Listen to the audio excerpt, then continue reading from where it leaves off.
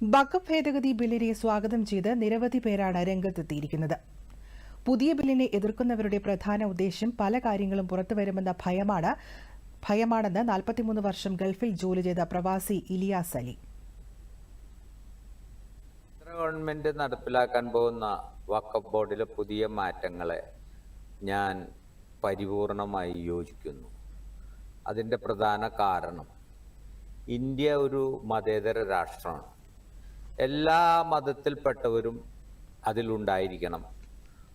അതുമാത്രമല്ല, ഇതിനെ എതിർക്കുന്നവരുടെ മെയിൻ ഉദ്ദേശം ചില കാര്യങ്ങളെല്ലാം പുറത്തു വരുമെന്നുള്ള ഭയപ്പാടാണ്. കാരണം വഖഫ് ബോർഡിൻ്റെ ഒരുപാട് സ്വത്തുക്കൾ പല ആൾക്കാരും കൈവശം വെച്ചിരിക്കുകയാണ്.